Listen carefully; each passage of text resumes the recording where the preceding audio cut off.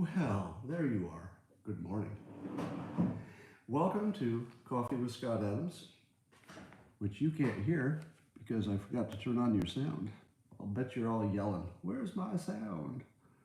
Where's my sound?" is what you're saying. How about now?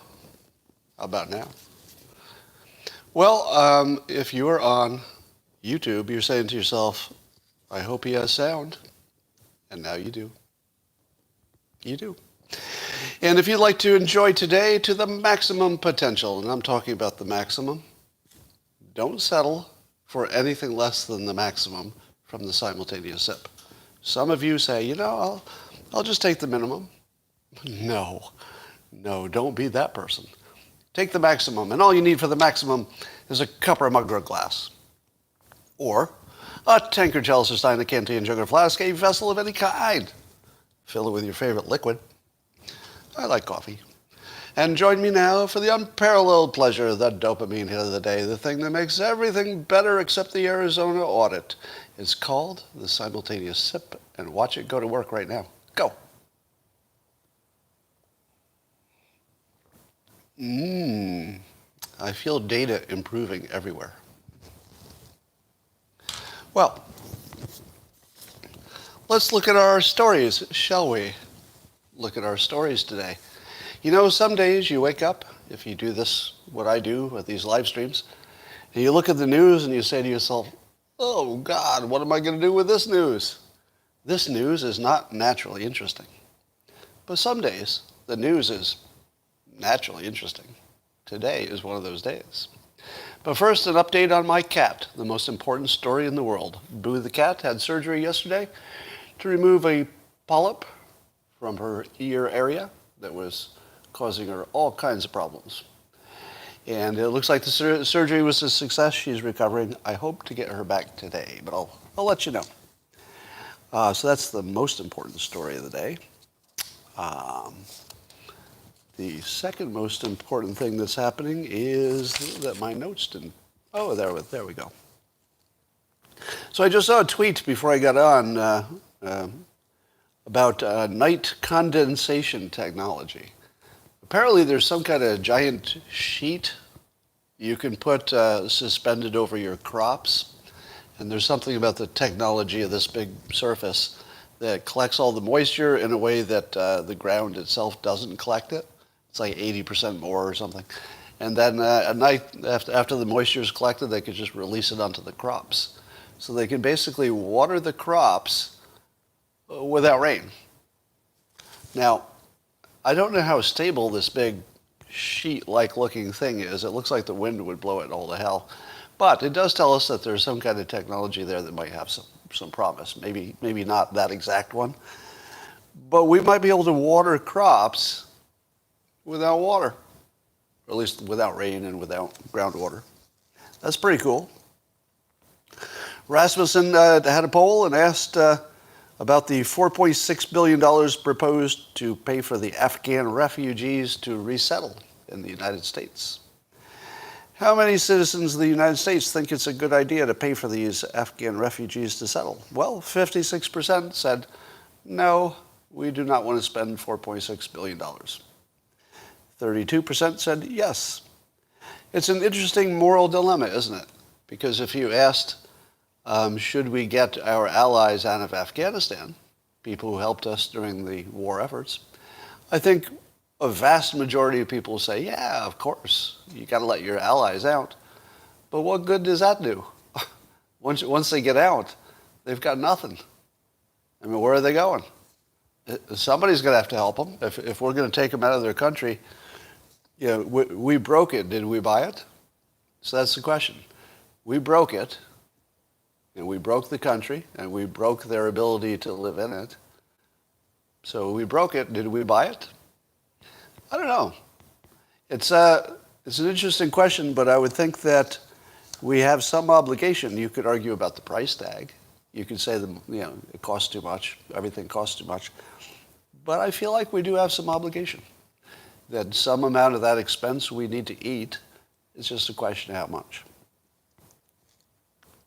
Well, Chris Cuomo's in trouble. His old boss tells a story from 20 years ago. So when he worked for ABC, allegedly at some party get-together of employees and their spouses, he came in and he had just changed jobs, so his boss was now just recently his ex-boss, a woman. And he allegedly gave her a big bear hug, and then while he was hugging her, he soundly grabbed her ass cheek and said, "I can do this now because you're not my boss." Or "we don't work together," something like that. So I'm paraphrasing, but basically he said, "I can do this now because, we don't work together." Apparently his old boss corrected his data and said, "No, actually, this may come as a surprise to you." Here I'm paraphrasing again. This is not her exact words, but could have been. No, Chris, I would like to tell you that is fake news." She didn't say any of this, but I think she should have. No, Chris, that's fake news. The fact that you don't work for me or with me does not make it okay to grab my ass in public. Now, I know what you're thinking. He grabbed her ass cheek, and you're all thinking the same thing. Why doesn't she just turn the other cheek? What, you weren't thinking that? Some of you were. Well, apparently that was not called for in this particular situation, but she did step aside after this encounter to show Chris Cuomo that her husband was sitting right behind her. That's right. Chris Cuomo grabbed a married woman's ass right in front of her husband. Didn't know that the husband was sitting right behind her. Now, what is the most shocking part of this story? That Chris Cuomo is still alive, right? What kind of a husband sits there and watches his wife's ass get grabbed by Chris Cuomo, and that there's no part of the story where a fight broke out? Chris Cuomo's a pretty big guy, right? I mean, if we're being honest, I don't think you'd want to get in a fight with Chris Cuomo, would you? I mean, he's got some big guns there. I don't know how tall he is, but he looks pretty big. I don't think you'd want to get in a fight with Chris Cuomo. But even I would have taken a run at him, right? I'm like half his size, but even I would have taken a run. I mean, it might have gotten my ass kicked, but it'd be worth it, wouldn't it? Is there anybody here who's a husband who wouldn't take a run at him?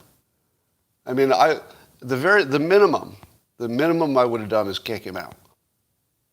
I would have just pushed him toward the door. Even at my size, I could have got that done. I would have just kept pushing him toward the door, and if he punched me, he's got trouble. But otherwise, I'm just going to push him out the door. And, make sure he falls down when I push him the last time. But you have to get physical in that case, don't you? Don't you have to punch him? Now, maybe you don't want to go to jail. You don't want to cause a scene. You don't want to ruin your wife's career. But your wife just made you look like the biggest pussy in the whole fucking world. So I would like to nominate her for worst wife in the world, although there's some argument that maybe the husband wasn't so cool either if he didn't do anything in that situation. But everything about this is wrong. There's nobody in this story who came out well, did they? So Chris Cuomo looks bad in the story, that being the point of the story. The woman who talks about it looks like a horrible bitch because she just threw her husband under a bus, and that didn't need to happen. But her husband's got some explaining too. Like, why isn't there part of the story where a fight broke out? Like, where's that? Now, maybe the husband played it right because one can imagine that the wife would prefer there was not a fight. Right? It's the wife's career, it's her life.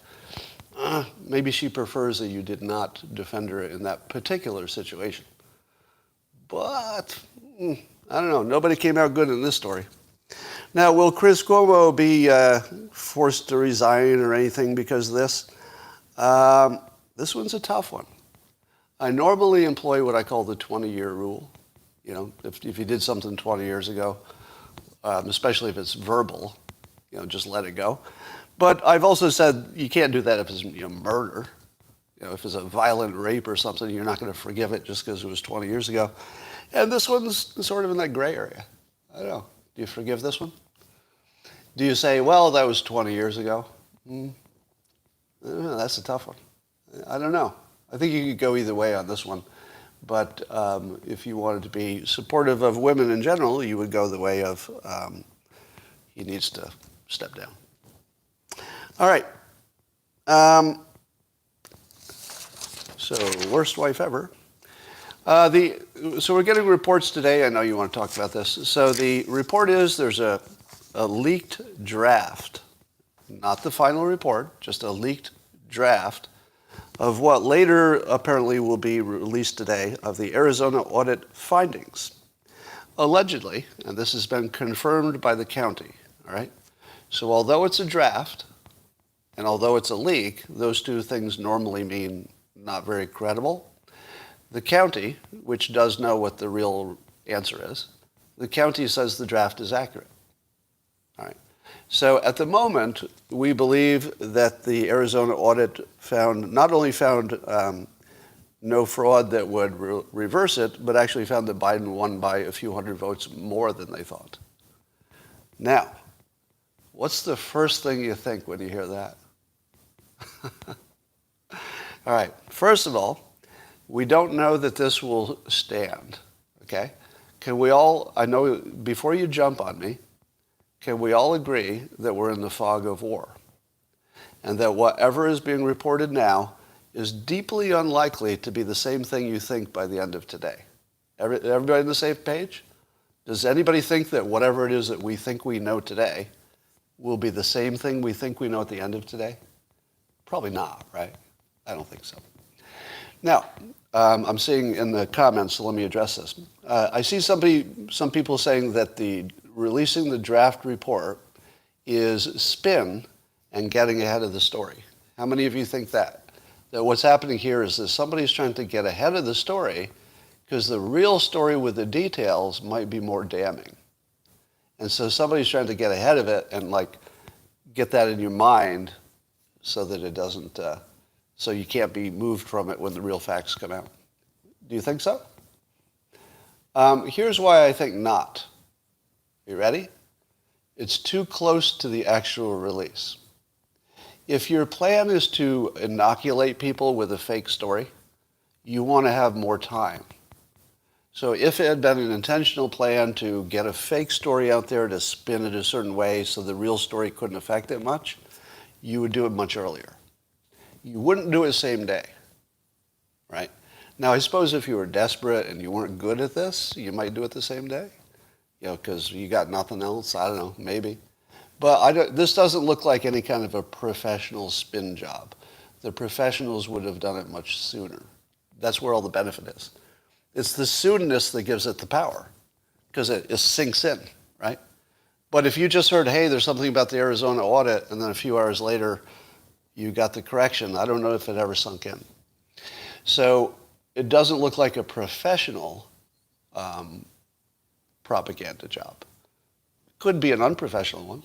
I mean, it could be somebody who's taking a whack at it and they don't know how to do it very well, maybe.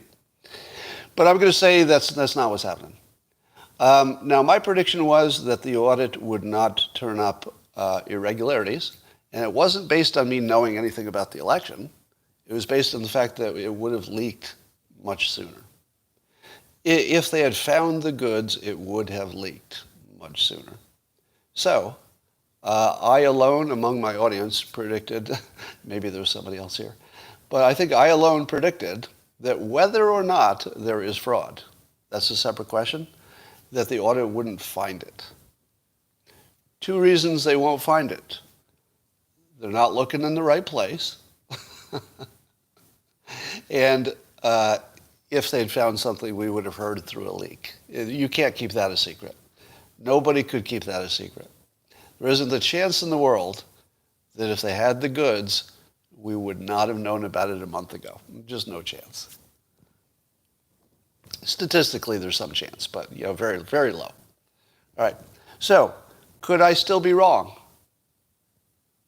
Everybody listen to this next part because you're going to swear I didn't say this. Okay? Listen carefully to this next part. I could totally be wrong. If you can't say that about everything that you believe statistically to be likely, you're not really thinking. You're just punditing. So if you're thinking, then you say, yeah, I could be totally wrong about this. By the end of today, everything I believe to be true could be reversed. And I wouldn't be that surprised. But I'm giving you my prediction based on a specific criteria, which is it would have leaked if they had the goods. Now, here's the question.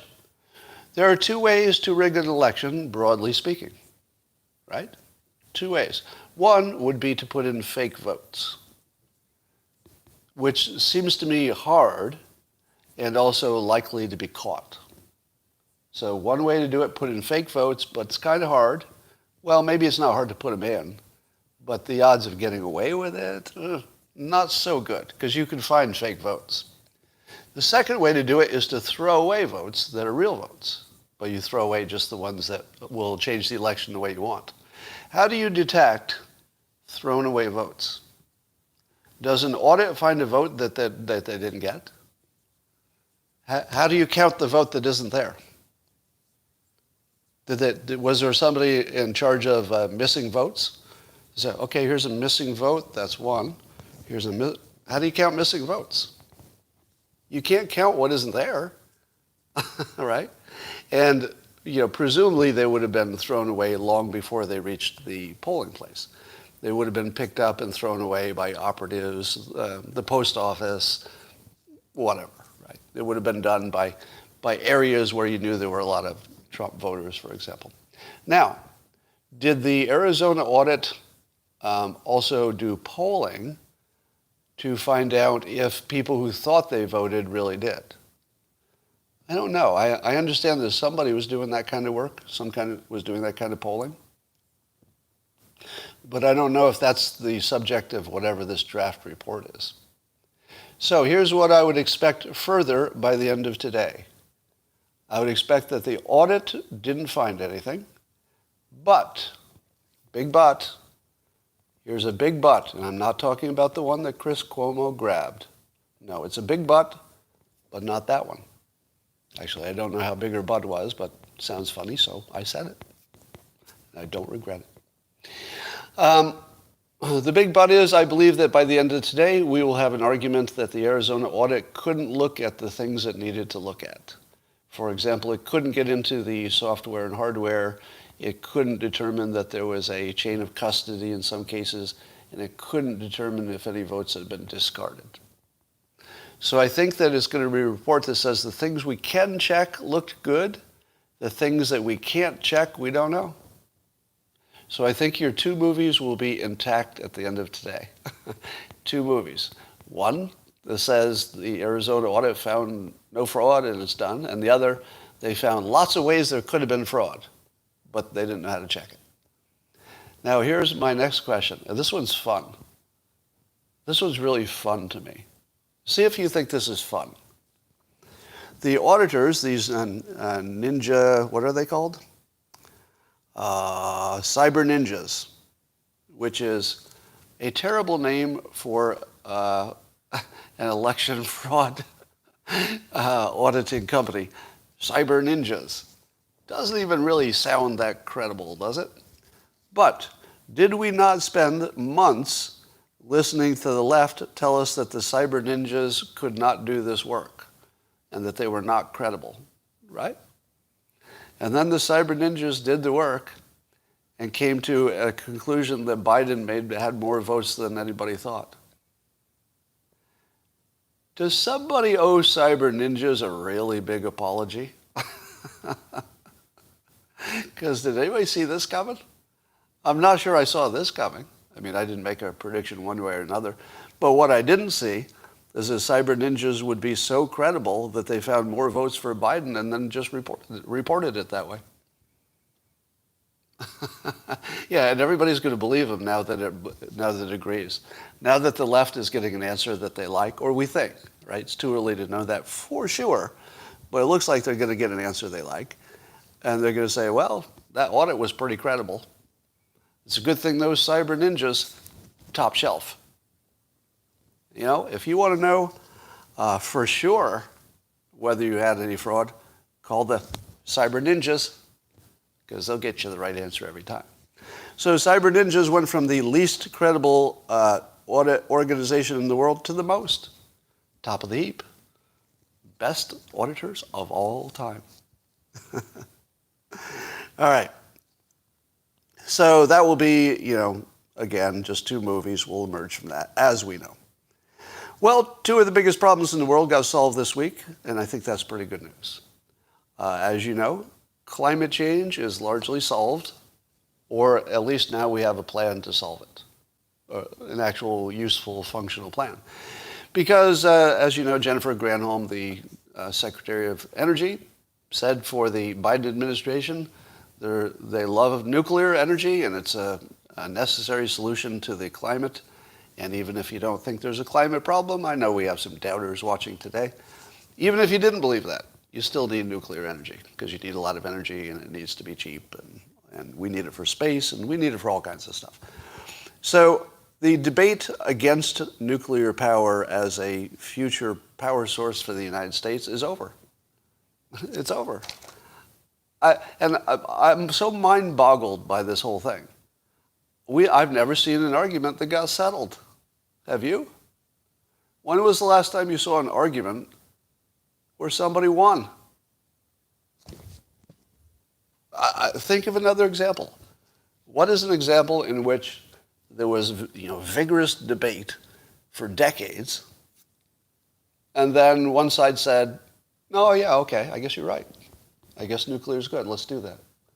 I've never seen this. What happened? What the hell? I mean, obviously, the advocates, Mark Schneider, Michael Schellenberger, Bjorn Lomborg probably throw into that mix. I think they did a great job, persuading. I mean, amazing job. Schellenberger, in particular, testifying to Congress, probably changed the fate of the world. Let me say that again. Don't know for sure, because, many moving parts and lots of things influencing other things. But from my perspective, it looks like Michael Schellenberger changed the fate of the world by being effective and knowing his stuff and testifying to Congress and telling them, we need nuclear in the mix. I think he sold them. I mean, I think that's what happened. Now, of course, there isn't much of a counter-argument. The argument is not so much my point versus your point. The argument with nuclear evolved into people who were well-informed and people who weren't. It sort of evolved into that. And once enough people got informed, thank you, Mark Schneider, thank you, Michael Schellenberger, once people were informed, they were all on the same side, turns out, at least the people in charge. So that's a gigantic thing. I mean, I just don't know how to say enough about that. I mean, that's really the fate of the planet got decided the right way. Now, what have I told you about there's a thing called the Adams Law of slow-moving disasters. Have you heard of it? I talk about it all the time. If you can see a disaster coming decades ahead, such as imagining we'll run out of oil or imagining we'll run out of food or imagining whatever will happen in 50 years. If you have enough time, humans are always good at adapting. We're really good at that kind of problem. Oh, we got lots of time? All right, we'll fix that. And it looks like we did. I mean, there's a ton of work that would have to be done to develop, the new models of nuclear and to build the existing ones, et cetera. But we have a plan, and the plan is well within the doable channel of humankind. Can humankind pull this off? Make enough nuclear reactors to, really get on top of climate change in the long run? I think so, yeah. I mean, that doesn't mean we will, but do we have that capability? Yeah, turns out we do. So we actually have a plan that looks like it could solve climate change. And that's like this week. As of this week, we solved climate change going forward. The second big thing is the pandemic got solved. I don't know if you saw this story. A lot of you think that we don't have a solution to the pandemic, even with vaccinations. But no, the pandemic got solved this week. I solved it because I had some spare time. I know you would have done it, but maybe your schedule was a little busier than mine. And I looked around and I said, well, I've got some time. What would be the thing to do? Solve the pandemic. So I did it. Now, I just released a video that was on the Locals platform only until a few minutes ago. So I released it from its captive wrapper. So you can all see it now. It's on Twitter. And in this video, I explain my plan for solving the pandemic. Now, you have to see the video to see the visual because it's more persuasive with the visual. But it goes like this. Say you're in a room with good ventilation. What are the odds of getting COVID? Masks or no masks? Well, if the ventilation is good enough, it would be almost equivalent to being outdoors, right? That's what good ventilation is. It's, at least gets you closer to what outdoors would be like. But lots of places are not well ventilated. So let's talk about ventilation separately. Everything I say after this,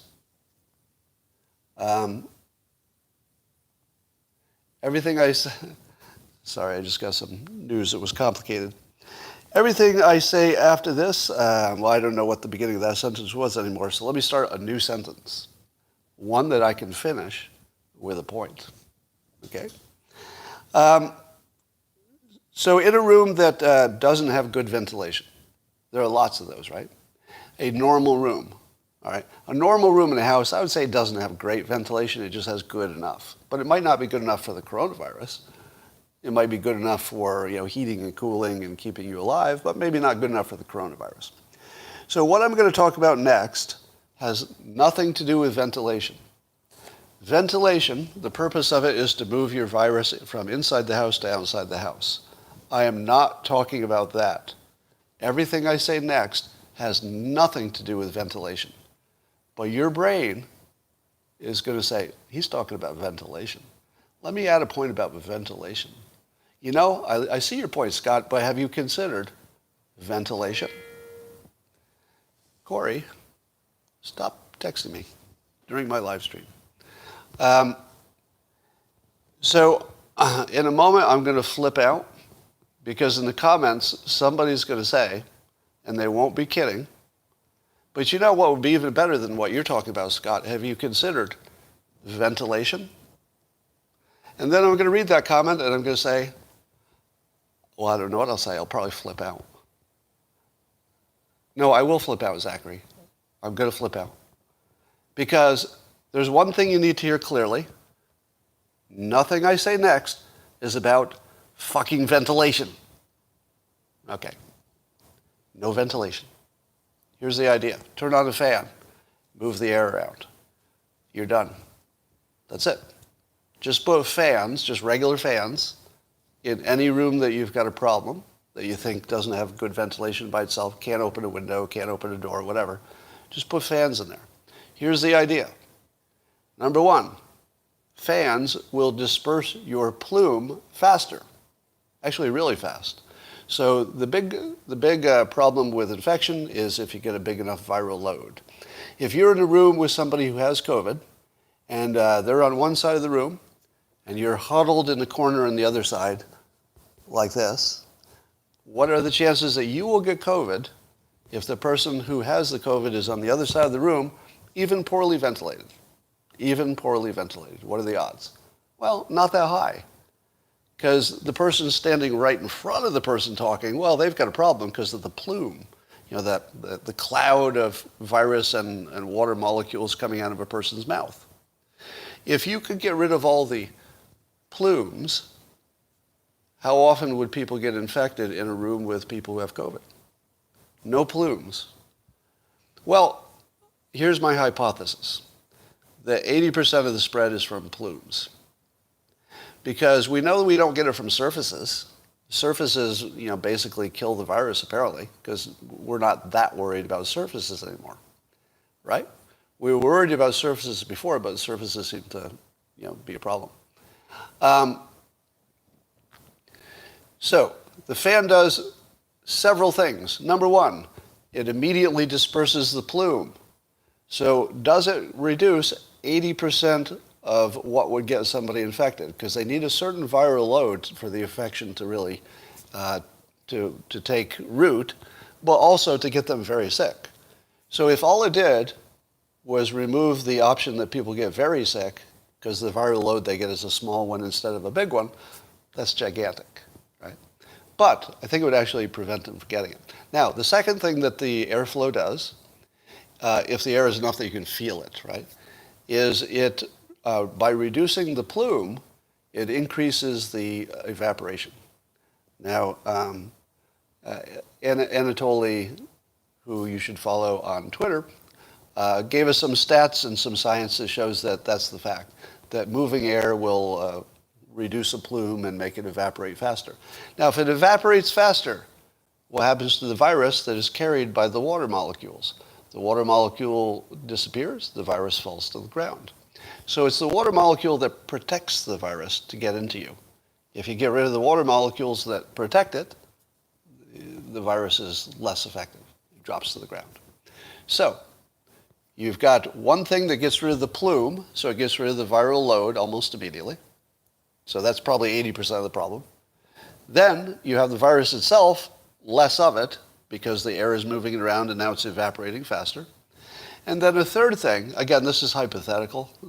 Any of this would have to be verified, obviously. But if you're moving the air faster, is the air bouncing against surfaces more often? I think the answer is yes. Just give me a common sense opinion here in the comments.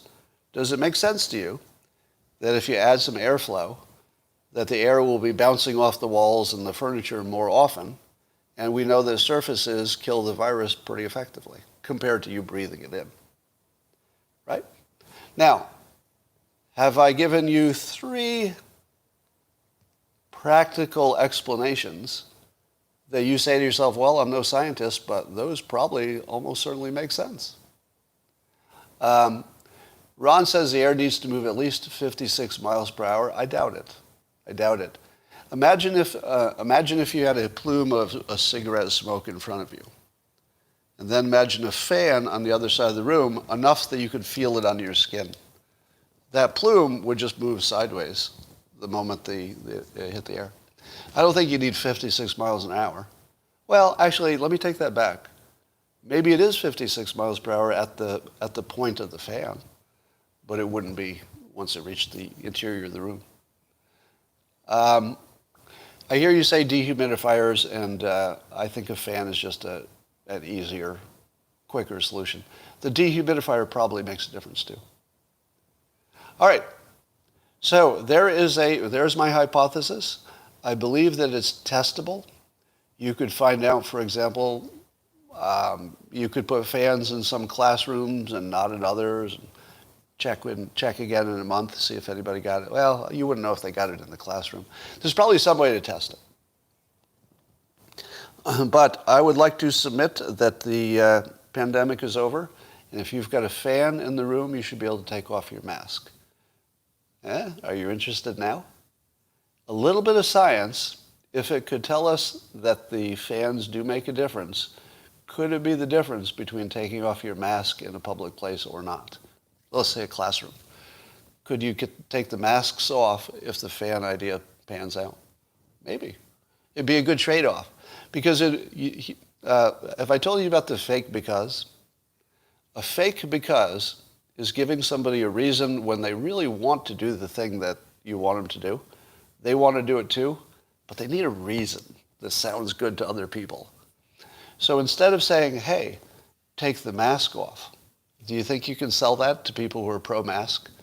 Do you think you will ever sell to the pro-mask crowd, hey, let's just take them off? No, that's unsellable. That is unpersuadable. Here's what isn't. Do you know, if you had fans, they would be as effective as masks, so you can take the masks off. How'd that feel? It felt like a reason, didn't it? But it's a fake because. Because even if the fans do work, the masks would still work a little bit more, if they work at all, right? So if you were concerned, you'd still say, well, how about both? But in terms of persuasion, and both would make sense maybe logically if you didn't know the real risk and you were concerned, but it gives you a fake because. Politicians need to say, I'll get rid of the masks because, either because of vaccinations, because of other mitigation, because of this. You got to have a because. If they can't add the because, they can't get away with it. And maybe the fans would be the because. Because can you tell me, can anybody here tell me that wearing a mask would be more or less effective than just increasing the airflow in the room? You can't, can you? Because you don't really know how effective the masks are, but they're not like 100%. Whatever effectiveness masks have is probably sub 20%. Still worth doing if that's real. I mean, if they really reduced by 20%, you would certainly use them in some situations. But could you tell me that a fan wouldn't reduce it by 20% as well? No, you can't, because we don't know. But logically, I mean, if you just looked at the reasons it should, I don't know, kind of looks like they'd be equivalent. Somewhere in that sub 20% range, maybe. I would think fans could have a higher potential, though, actually. All right, so that's the good news. I talked about that way too much. I think you would agree. I should be talking about my cat, Boo, more. Well, John Stossel, you all know John Stossel. He's suing Facebook over censoring him for some some content he had on climate change, in which his content was not unscientific, meaning that he did not say something that scientists would disagree with. He did frame it in ways that would maybe make you a little more skeptical about some elements of the claims of climate change, but he did not report an inaccurate fact, nor is he accused. He's not even accused of having an inaccurate fact. The thing they accused him of is something that they imagined he said and then dinged him for it. So he got dinged for something they interpreted he said that he didn't say. So that's bad. Bjorn Lomborg, I mentioned him again. By the way, I'll be interviewing Bjorn Lomborg for his paperback version of his book. Yeah, that's coming up in some weeks. And I'll let you know when that comes up. So Facebook has some explaining to do. Now you notice that the censoring seems to be unique to Facebook in these stories. Because I'm pretty sure that Twitter did not suppress either one of them. In fact, they're talking about it on Twitter. So remember my rule? That if you can't say something good about something you criticize, you're probably not credible. You've got to be able to say something good about the things you criticize. So let me do that for Twitter. Twitter's taken a lot of heat for, censorship and shadow banning, allegedly, etc. But in this case, looks like Facebook got it totally wrong and Twitter got it totally right. It's worth mentioning. Twitter got it totally right because they didn't ban any of this content. So give them credit for that. All right. There's a new story that Biden's a tax cheat. Of course. Just when he's trying to get his gigantic tax increase on the rich through, there's this story. So here are the details, and I know this will be complicated for most of you. All right. So I'm going to do my cartoonist best to simplify this story. If you are an individual who is doing a job such as giving speeches for money, which is what Biden was doing between jobs, he made $13 million giving mostly speeches. Now, one of the things you can do, and it's very common, is that instead of taking the money as an individual and then paying taxes just like a human, you can do some paperwork with a lawyer and declare that you are a S corporation. There are different kinds of corporations. The S corp is typically for this purpose, where there's like one principal person who is the business. Now, in that case, you still have to determine, at least on paper, how much of the money that Biden would get, in this case, would be in the form of looking like a regular salary for being the CEO of his own S corporation, which is just him. So not only do you define yourself as a corporation, but then you give yourself the job of being the head of the corporation, which is all just you. So it's just Biden, but he's a corporation, but he's also a person who's in charge of the corporation. All right?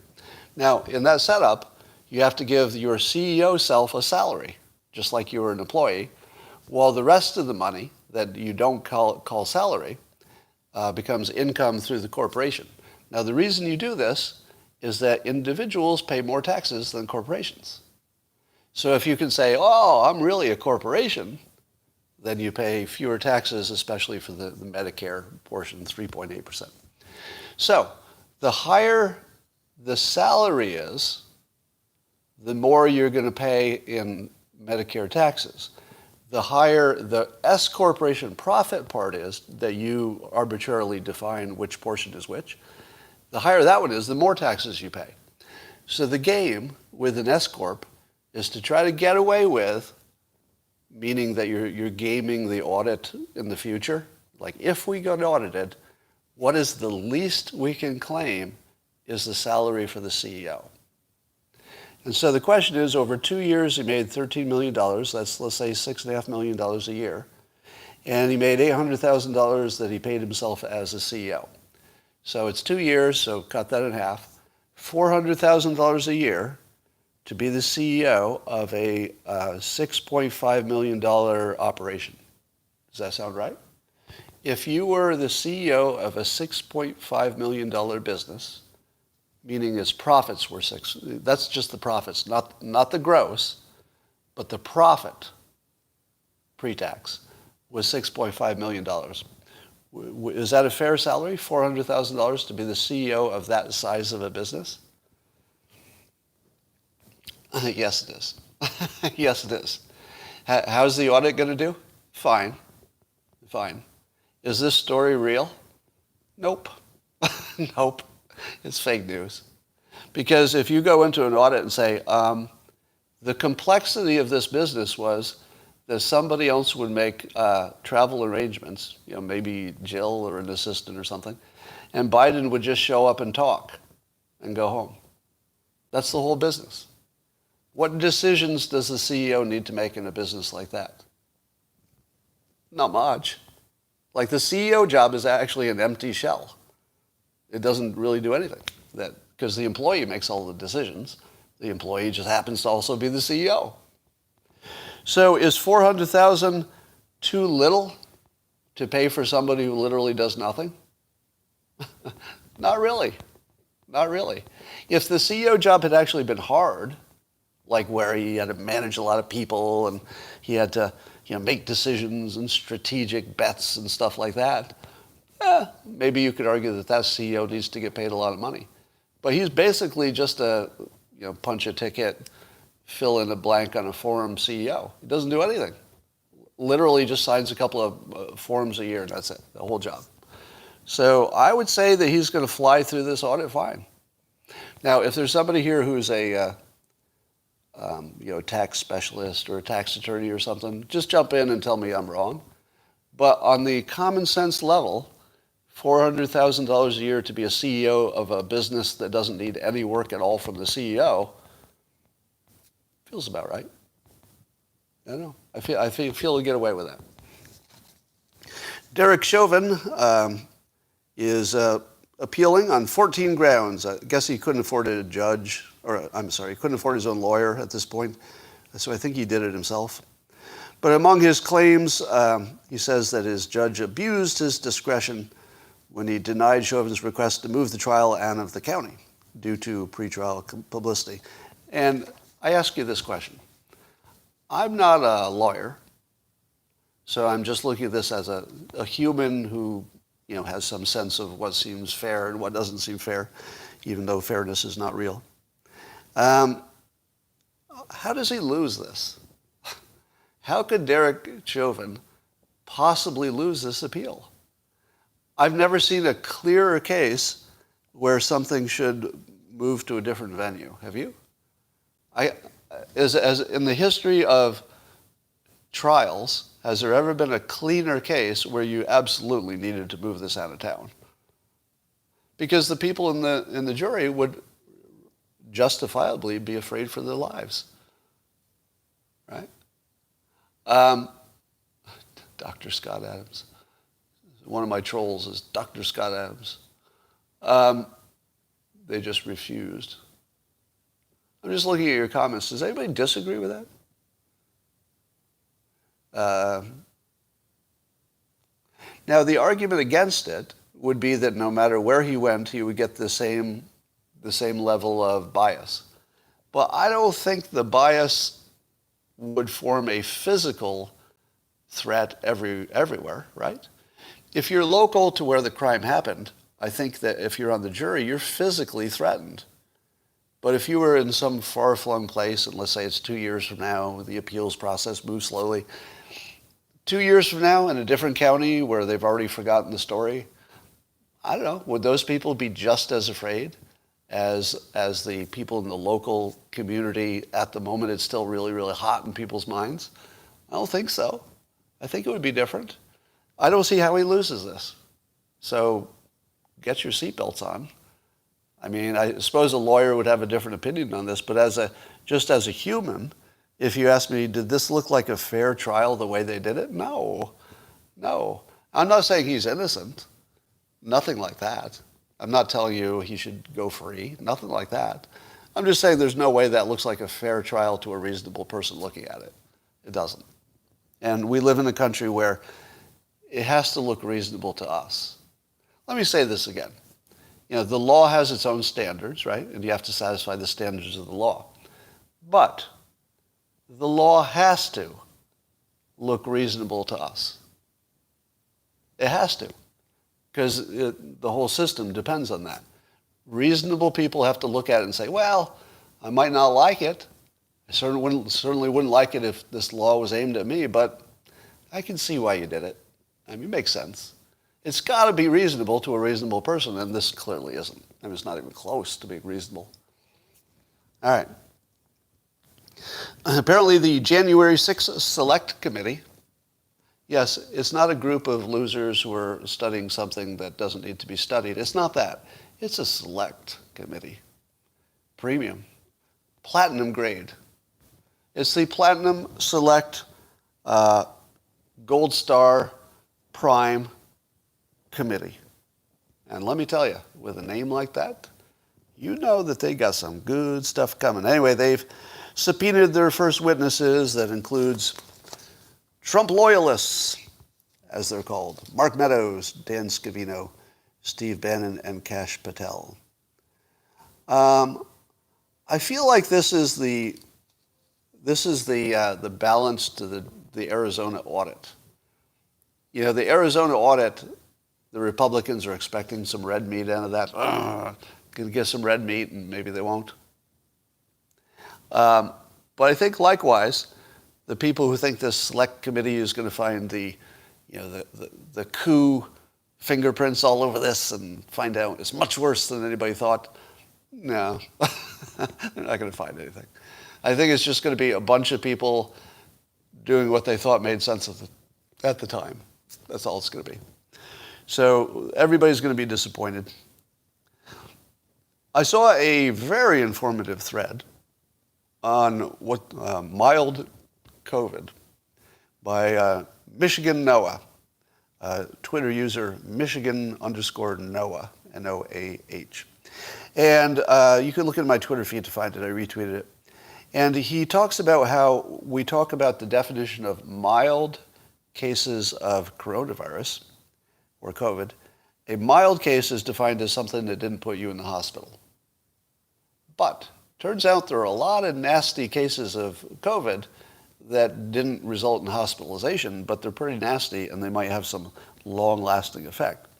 And so Noah makes the argument that we imagine that the virus is not as bad as it really is because we're misunderstanding mild, and we're misunderstanding what it means to not be hospitalized. In our minds, not hospitalized means, well, it's like a sniffle, right? Oh, okay, maybe it's like a normal flu, but that's all it is, right? If you hear mild, a mild case of COVID, you think sniffle, don't you? Or a little more than sniffle, but that's about all you think. Turns out that category mild, if you use it in a medical context, it includes moderate. And when you look at both mild and moderate symptoms, some of them are nasty. It's shit you don't want. Here's some examples. Now, I would say none of this data is what I would call confirmed, but I'll just give it to you.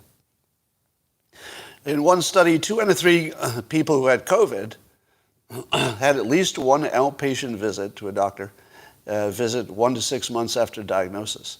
So 2/3 of the people who had COVID, a month to 6 months, so this is long after you should have been better, 2/3 of them had to visit a doctor for one thing or another. Now, the first question you must ask is, how many people visit a doctor within 6 months of adults? Because remember, most kids didn't have it, so you're not talking about the healthy people. We're talking about the older people. If you looked in the, let's say, over 40 crowd, where most of the COVID was, how many people over 40 have at least one outpatient visit to a doctor in 6 months? It's got to be at least 2 out of 3. Isn't it exactly the same number as this? I don't know. But I guess I'm not as scared by this because I don't know what the baseline is. But I feel like people over 40 get to the doctor once every 6 months. Feels like it. So at least 2/3 of them. All right. But another study said, and of 233 survivors, so remember it's a smallish sample, found 40% were suffering from mental illness 3.5 years after, I think this was after normal flu. And there's, chronic fatigue syndrome suggested, et cetera. So the suggestion here by NOAA is that the long COVID and the possible side effects might be more than we think, and makes the case that even the regular flu has longer term implications than people realize, even just the regular flu. So if the regular flu has long-term implications, and we seem to know that, for some people anyway, then COVID presumably would be worse because it attacks you worse. Well, the Pfizer booster looks like the CDC head has approved that for some high-risk people. That got really bad, didn't it? So the Pfizer so it's approved for a third one. But because there's enough risk that they don't want to give it to low-risk people, say kids, they only want to give it to you if you're over, 65. I'm not sure if you need a comorbidity or not. But that tells you it's sort of on the edge, doesn't it? I thought we were dealing with cleaner odds than this. The odds of getting vaccinated versus the odds of not getting vaccinated, depending on what numbers you believe or who you trust, should be a big difference, right? Now, if the numbers are accurate. If people are making up the numbers, all bets are off. But in theory, the vaccination is like many times safer than not getting vaccinated. But when you get to the booster, it's like, well, if you're over 65, yeah. But if you're 64, I don't know. If you're 64, might not be worth it. But it's worth it if you're 65. Okay, I'm 64, right? So, I don't know. To me, it feels like this is kind of marginal, depending on your age. Maybe if you're 80, it's not marginal. But if you're in your 60s, you're like, I don't know, kind of marginal. Here's my next question. Why would you give a third Pfizer booster to these people? Why wouldn't you give them one Moderna? Would you be better off or worse off with 2 Pfizer shots and then the booster being a Moderna? Or would you be better off with 3 Pfizers? Because if Pfizer has the problem, you get a triple Pfizer, triple the potential problem. But if you gave them 2 Pfizers and they were okay so far, and then you gave them a Moderna, do you get to the same level of protection, but have you diversified your risk? I'd love to see a doctor or an expert give me an opinion on that, because it could be that it's just too hard to test it because it's 2 different companies and it just may not be possible to test that. But in concept. In concept, given the unknowns, and there are lots of unknowns, given the unknowns, wouldn't it be safer to give them a Moderna as the booster? Yes or no? I don't know, it's just a sort of an interesting question. I don't know.